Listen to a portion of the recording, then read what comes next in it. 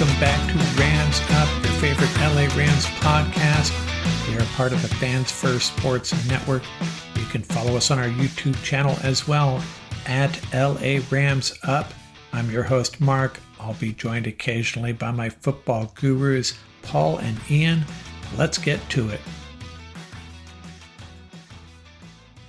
Hey, what's going on, Ram fans? It's getting close, that divisional round playoff game between the Rams and Eagles in apparently snowy Philadelphia. I'm not going to have time to do a pregame pulse tonight, and in the morning it might be pretty tight as well. So we're going to call this my pregame pulse video, but I have a special treat for you. I was on board with John Stolnis of the Eye on the Enemy podcast last night, and he was kind enough to share the video and said, have at it, share what you want. And that's what I'm going to do, a conversation between me and John, mostly him asking me about the Rams. Let me know how I did representing. I think I did okay, trying to explain to him why the Rams actually have a shot in this game. And it was a good conversation. I'll be sharing a lot of that and dropping in some other commentary, some other news and notes. And actually, I have some news for you right now. Let's go over this injury report out for the Eagles. This defensive tackle Byron Young, actually I think he's on IR now. And also worth noting, two other key defenders, outside linebacker Brandon Graham, who had a big impact on that first Rams-Eagles game. He is on IR, as well as inside linebacker Nakobe Dean. So they're missing three key defenders. The Rams, the two guys that they just designated for return, are deemed out for this game. Kind of odd. Linebacker Troy Reeder, defensive tackle Laurel Murchison. Thought maybe they could have waited on that perhaps. And listed as questionable, cornerback Akilla Witherspoon, defensive tackle Bobby Brown, left tackle Alaric Jackson, and offensive line Justin Dedich. And that would appear to be a gigantic impact on this game. Those first three especially, Witherspoon, Brown, and Jackson, all three have been playing really well. But the vibe I'm getting from the Rams is they are all going to play. Are they all 100%? That remains to be seen. And also worth noting, a missing name on this list, a name missing from this list, Tyler Higbee. Pretty amazing. Hey, spitting up blood on the sideline, no big deal. He's good to go.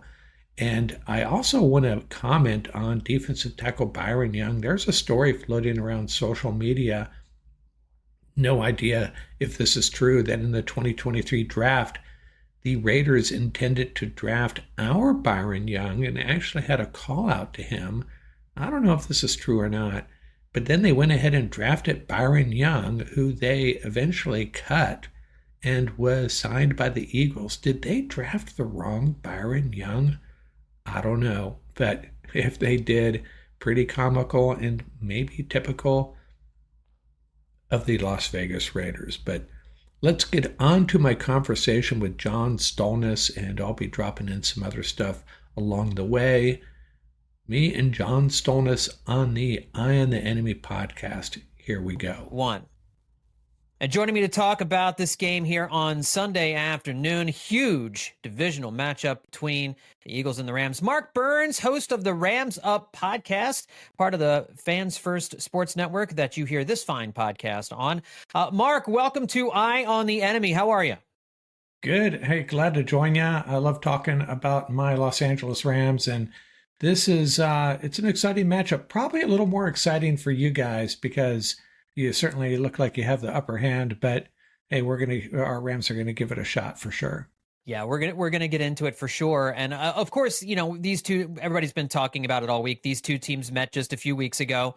The Eagles took care of business 37-20 in Los Angeles, a game the Eagles really dominated, especially in the second half as their physicality really seemed to sort of wear down the Rams in that game. Saquon Barkley had the game of his life, of course, 255 yards on the ground, 47 yards receiving. But Eagles fans here, we know what we did.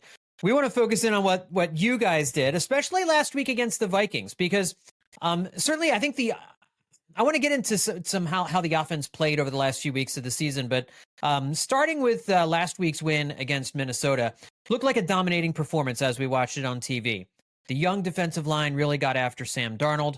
The offense did plenty against a good Minnesota defense to put some points on the board, and it was a pretty easy victory for the Rams the whole way through. The game was never really in any doubt. As you look back on that game now here a few days later, though, do you look at that game as kind of like a Rams domination or Sam Darnolding? You know what I mean? Like eventually the Sam Darnold worm turned up in the last couple of weeks of the season. As Eagles fans, it looked like a little bit of both. Yeah, I don't know how much you can put on Sam Darnold there, the way the Rams defensive line was dominating. And I think there might have been a little bit of, maybe it was to the Rams' advantage that the Lions played them the week before, and the Lions pretty much did the same thing. And the Rams defense, especially their defensive front, I think is at this point even stronger. And you know what's happened to the Rams this year, it's really interesting. You know, going into this year, we thought the offense was just going to be really, really good. The offensive line was set, some really good receivers, Matthew Stafford, and our defense is going to take a while to get going with a new defensive coordinator, really young roster. And that's kind of what's happened, is that there was times this year the defense just looked kind of horrible. You know, Marvin Harrison, Juwan Jennings, a couple of other receivers just torched us. So I can't really, tell you exactly what happened along the way. But I think at some point, this young defense, a bunch of rookies and second-year guys and a first-year coordinator started to figure it out and started to put it together.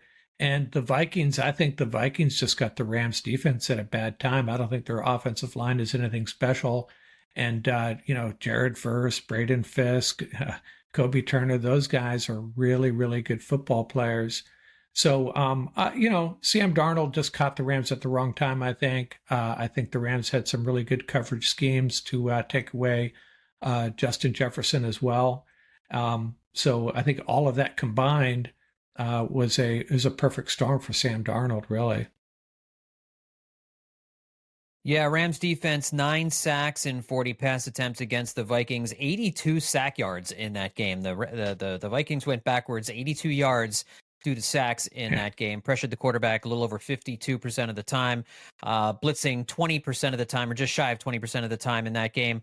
Aaron Jones held to 48 yards, 3.7 yards a carry. And the LA defense, you mentioned it, has been playing really well as of late. They've allowed 10 points or less in 4 out of the last 5 games. And of course, just 9 points last week to Sam Darnold and the Vikings. But as we know, these two teams played each other just a few weeks ago. The Rams defense did not look great against the Eagles offense. And I guess the question we kind of want to know is what's different between now and then? Because I keep hearing some national folks who are picking the Rams to pull off an upset here on Sunday afternoon, which is certainly within the realm of possibility. What is different about the Rams right now? Because I keep hearing that they're playing better now than they did a few weeks ago when the Eagles caught them. And as I look back, I mean, I remember going into that Rams game thinking, well, the Rams are playing really well at the moment as the Eagles are going in there. So what's the difference between now and then? I'm not sure I can put my finger on it. I think it's a lot of little things. They early in the year, they were not good tackling well, and they've improved in that regard. And overall, the run defense has been better. And Omar Speights may have a lot to do with that. He started against the Eagles the first time, but he hadn't been starting very long. He's a undrafted free agent linebacker, and I think he has really started to play well. I think the secondary, the safeties especially, have improved their play. I think it's just a lot of little things. And you know what? We haven't been going up against Saquon Barkley on I'm sorry, I always pronounce his first name wrong. I got to limit myself to just say Barkley. No disrespect intended. I just always say his name wrong. But Barkley, we haven't gone against Barkley on a weekly basis either. So I have no expectations that we're going to limit Barkley like we have limited some of these other guys. I think it would be a win if we kept him under 100 yards. I expect him to do his damage. I think, not really going off on a tangent here, maybe you wanted to get to this later. I think both teams are probably going to have a strategy of holding onto the ball as long as possible, limiting, and that's what the Rams have to do definitely, is limit the number of possessions the Eagles have and don't let them just drain the clock and finish with touchdowns. We just have to don't let Barkley break off 70-yard runs. Did he have two of them against us? Yeah. You know, it's 4 and 5 yard runs. We might be able to survive that, but not these, these big gashing runs. And I think Chris Shula, I can only guess. I'm not in their locker room, but you can kind of expect how this might have gone down. A young rookie defensive coordinator, and he may be preaching his philosophy and his strategy for weeks and weeks and weeks, and at some point it finally takes hold and the players start to get it. That might be what's happening here with these Rams. But, that said, this is a different beast they're going to be dealing with, the Eagles offensive line and Barkley and Jalen Hurts. The Rams are not the best at defending mobile quarterbacks. That's something they've struggled with. A lot of missed tackles. They seem to bring a lot of pressure, but don't get the quarterback, don't bring him down as often as they should. So, I can't put my finger on one thing that's caused this improvement. I think if I were to guess, I think it's just a young defensive coordinator and a young team finally figuring it out. Hey, we'll be back to more with John Stolnis in a second here. On that subject of the improvement of the Rams defense, I pulled some data here and I thought I'd share it. And this is the epitome of cherry-picking data, guilty as charged. But over the last 4 games that the Rams have taken seriously, throwing out that Seattle game, their defense has been pretty spot on. And so for these 4 games against the 49ers, Jets, Cardinals, and Vikings, they averaged, giving up 89 yards per game on the ground, 205 in the air, and a total of 294 yards. That's what they've allowed, and an average of 8 points a game, giving up 9 points 3 times, 6 points once. And that's against 3 pretty good offenses too, the 49ers, the Cardinals, and the Vikings. And now if you were to extrapolate over that an entire season, that rush defense would be ranked 2nd, the pass defense 7th, total yardage allowed 2nd, and points allowed, they would be 1st. And I know it's only 4 games, but I think this is just evidence of their improvement from early in the year. They have steadily gotten better, and now have they figured it out? Are they ready to play? Are they capable of playing top 5 defense in the playoffs? We'll find out, but this is pretty good data on the Rams defense over the last month of the regular season, essentially. Back to more with John.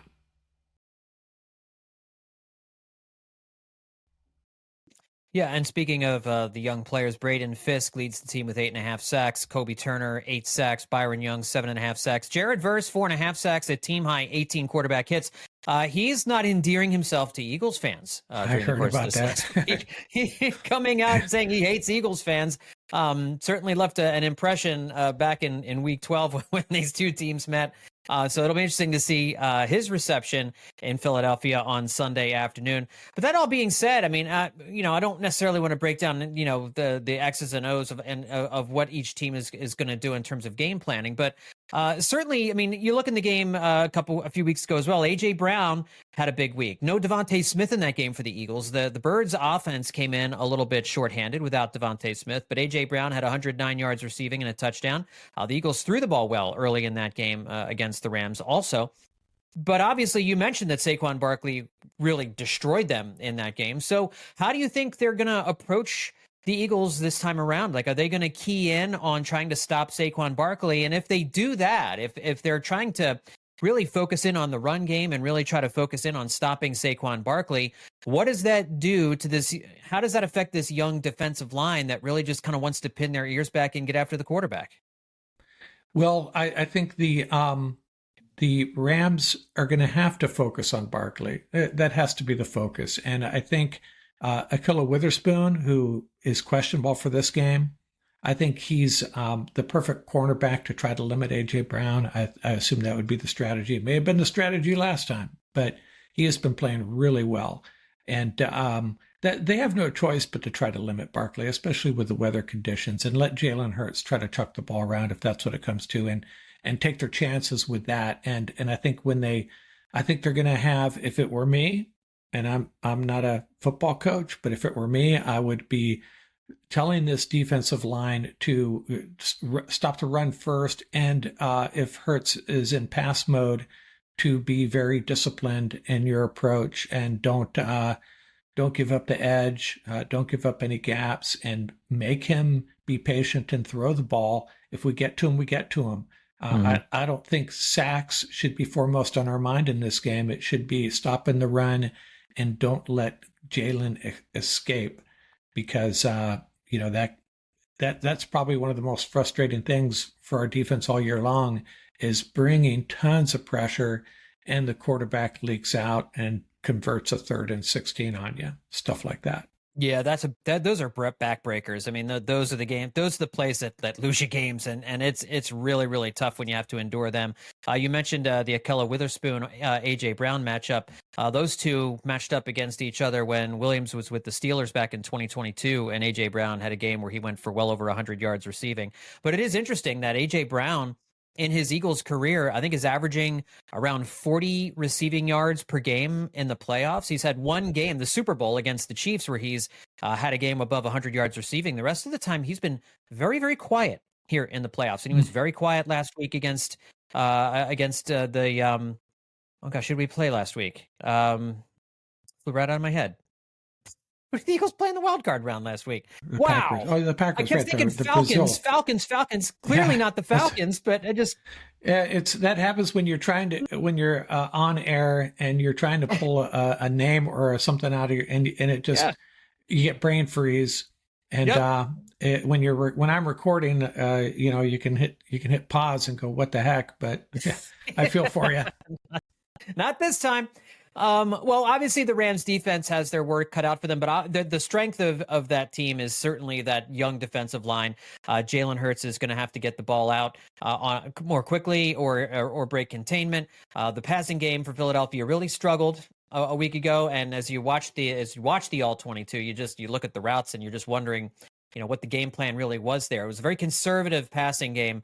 My guess is that the last time Eagles fans were talking about how bad the passing game was, and it was after the Panthers game earlier in the year, they came out and decided to throw the ball against the Steelers and threw it all over the place very well. So I wouldn't be surprised if the Eagles actually put the ball up quite a bit in the first half against the Rams and try and take their chances. And the Rams don't blitz a whole lot, generally speaking, correct? I mean, they really just kind of want to get pressure with their front four. Yeah, they usually don't have to. Well, typically they'll have, they'll send Byron Young and Jared Verse, so it could, or Michael Hoyt, so it could actually be a 5-man rush. Mm-hmm. And recently, they, as you saw in the win over the Vikings, they sent their secondary a couple times. I think it was the first time in Rams history 2 cornerbacks had a sack in the same game. It might have even been an NFL record. I forget, but. And they also blitzed Quentin Lake at least once. But that's an anomaly. It may have been to deal with the Vikings or to expose the Vikings. I'm not sure.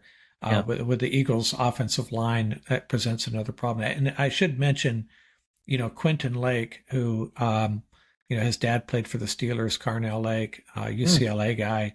He is really one of the best kept secrets in the NFL. He's an incredible player, team leader, and he made a bunch of plays in that opening round. So don't be surprised if you hear his name called a little bit. All right, well, let's flip the script here and let's take a look at the Eagles defense against a Rams offense that, as I was looking back again, played very well against the Vikings a week ago, but in the weeks leading up to they didn't play their starters against the Seahawks in the final week of the season, but against the 49ers in week 15, they scored just 12 points. They won 12-6, but scored just 12 points. Against the Jets in New York, they scored just 19. And then in week 17 against the Cardinals, they scored only 13 points. And so, it's obviously about more than just those 3 games. But if you're looking at kind of the trends coming into the playoffs, what is your take on the state of the Rams offense? Because if you look at the point totals, with the exception of last week's game against the Vikings, has the Rams offense been struggling? By the point totals, it would seem like it is. It's really kind of incredible. You got this, mastermind Sean McVay. You got Matthew Stafford, who I think is just an incredible quarterback. Kyron Williams, one of the best red zone running backs, especially. He puts the ball on the ground a little bit more than we prefer, but a stud running back. Puka Nacua, I think, is a top 5 wide receiver in the NFC. A fullback playing wide receiver. He can do everything. An offensive line that is healthy once again. Havenstein, our right tackle, missed the first game against you guys, but he's back.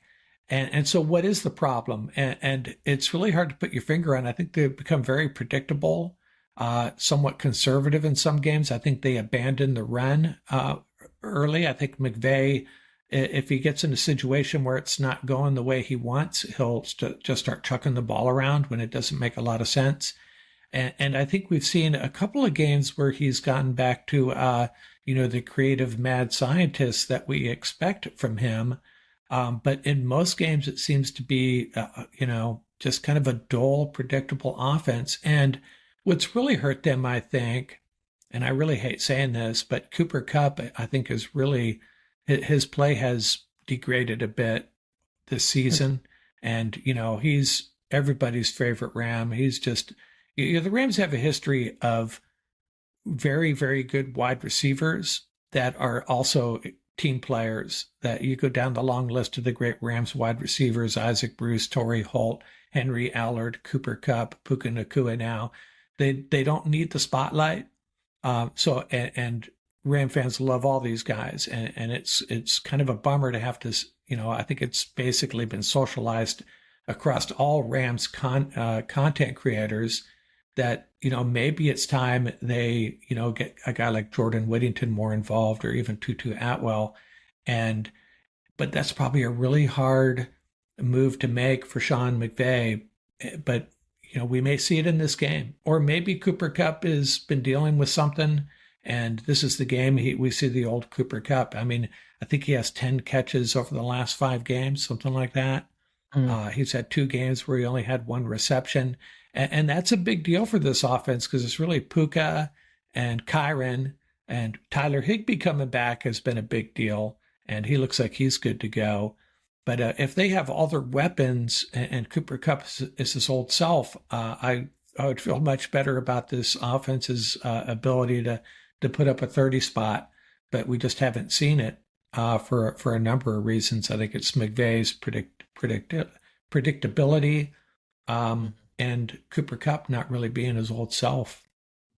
Yeah, a few weeks ago when these two teams played, Cooper DeJean did a pretty good job on Cooper Kupp in the slot. Puka, the two Coopers matched up there. Puka Nacua got his. He had a good game against the Eagles, but largely speaking, this outstanding Eagles defense, which finished number 1 in the NFL in yards allowed, one of the best pass defenses in the NFL, with lots of good talent back there. The Eagles, of course, don't have Nakobe Dean, who's going to be out for a long time, and that's a big hit to this Eagles middle of the field defense. We'll see how it affects them in the run, stopping the run game. Kyron Williams, of course, as you mentioned, rushed for nearly 1,300 yards, scored 14 touchdowns this year.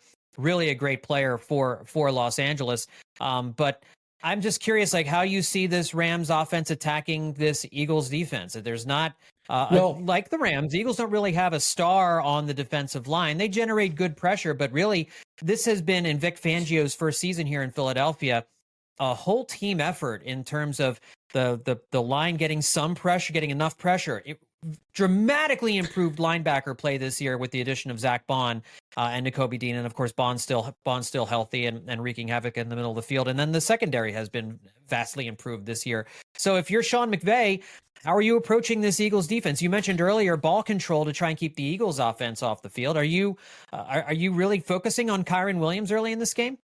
Well, if you look back at the first matchup, I don't know what the play calling was on that first drive, but they moved the ball really well. Got down to the Eagles 16-yard line, 1st and 10 from the 16, and Kyron fumbled. Their second possession, I could be wrong on this. I think this is how it went down. They moved the ball down to, I think it was the Eagle 23 or in the teens, and they had a 4th and 3, or was it a 3rd and 3? They threw an incompletion, but there was a holding call, and the Rams were going to go for it, and then they accepted the penalty, and the Rams missed the field goal. So I think this offensive line, which is underrated, they got some big boys. It's a big physical offensive line now. Not as good as the Eagles' offensive line, but they're no slouches. They got some good players up there. Bo Limmer, the center, and Kevin Dotson, he's a beast. Lyric Jackson plays really well on the left side. They can move the ball on the ground. They just have to decide to do that. They can move the ball on the ground against anybody. They just can't get frustrated and to give up on it if it doesn't work early. So I expect them to do the same thing and mix it up with some passing. They're not gonna. It's not going to be 3 yards in a cloud of dust with this offense with Matthew Stafford back there. But they can move the ball on the ground, and they just have to try to do it and stick to it. And if it doesn't work with the weather and everything else they're dealing with, punt it away. They got really good special teams. Punt it away, play defense, take their chances with the next possession. Don't get gashed. Make the Eagles earn their points. And when you get the ball back, hey, play some hard-nosed football. They can play that style on offense. They really can. Well, then you've mentioned the weather a couple of times, and it's a big conversation here in Philadelphia. It looks like we might get some snow in Philadelphia in the second half of this game. If you're looking at kind of, some of the non X's and O's reasons why this game could potentially favor the Eagles, you have a Rams team that's coming in off a short week, right? I mean, they played on Monday night. They've got to travel from the West Coast to the East Coast in kind of an early window game, although 3 o'clock Eastern time, it's close enough to 4 o'clock Eastern time. I don't really consider that a big factor, but this weather, it's going to be very cold. There's going to be there could be some snowy conditions in this game. I know there's a thought process out there by some that inclement weather, that snow, can maybe neutralize a superior team or a more talented team's ability to control the game. But there's also that if the Eagles are reliant on the run game, and if that's their strength, playing in the snow would seem to be something that would benefit the Eagles in that regard. So I think there's two schools of thought on who the weather benefits more. As you look at it, how do you see the conditions on Sunday afternoon affecting the Rams? Well, it's not ideal, and it does favor the team with the better running game. It's definitely to the Eagles' advantage. I don't put a lot of stock in the short week thing, especially with McVay. I think he's 11-0 on short weeks. He's also on the winning side on the East Coast games, if you're looking for trends. But, what I always look at is, people say, oh, it's an LA SoCal team. They're not going to be able to deal with this. I look at the roster and see where these guys are from, and it's not like they all grew up in Orange County, right? So it's still Eagles' advantage, sure, but I don't put too much weight on that. If there's going to be probably some turnovers you would expect in this game, does that mean the California guys are more likely to fumble than the Philadelphia guys? I'm not sure I buy that. But the biggest factor here is the running game. The running game's going to be less impacted than the passing game. And even though the Eagles' pass defense is really good, Stafford's not going to be able to resist typically chucking the ball around. I think Jalen Hurts would probably be fine handing off and running around all day long. Matthew Stafford's gonna take his shots regardless. So there's that. But I think the Eagles, if you're going to move the ball against the Eagles, it's going to be on the ground as well, right? More likely than the passing game. So another example of McVay having to be willing to go to the run and stick with it. And even if they get down 10-0, early in the game, stick to the run, stick to your plan, and try to pull this out.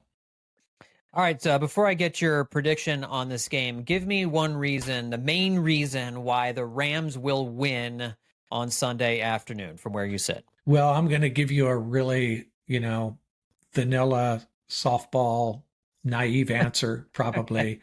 I just feel like this team is, if you follow the Rams and you have your finger on the pulse of this team as much as fans can. They're kind of a team of destiny. They just have that feel about them.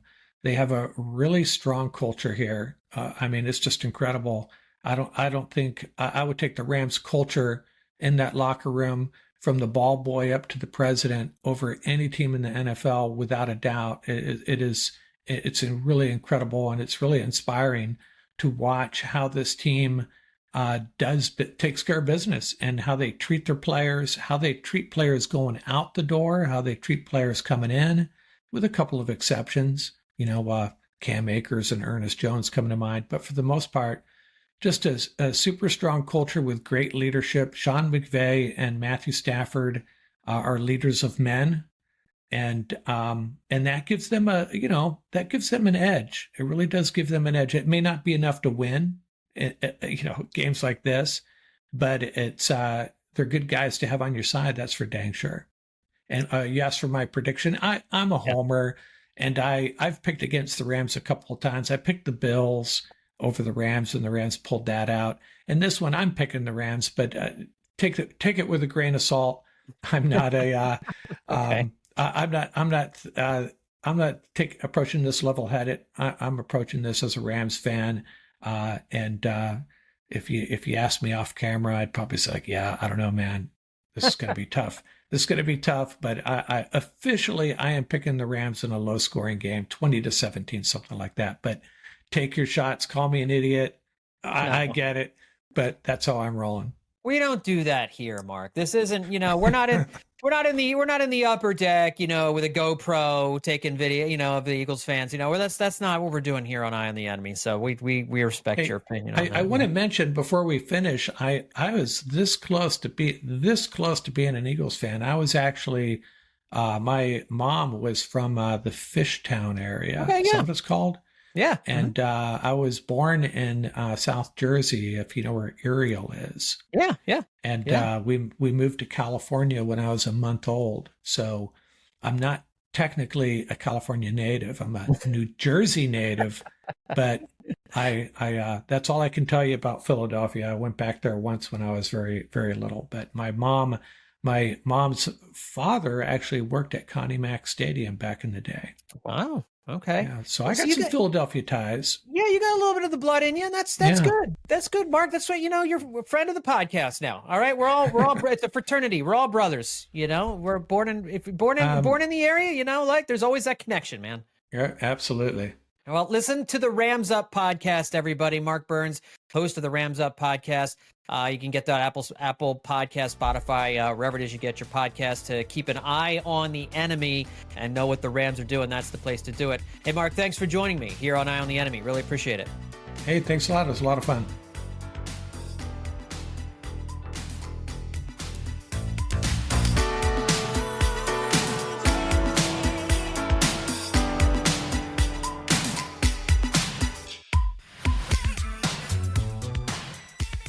That's going to do it for this episode. Remember, you can reach us at ramsuppodcast@gmail.com. And don't forget about our YouTube channel. Our handle is at laramsup.com. Till next time, keep the horns up, stay safe, and have fun out there.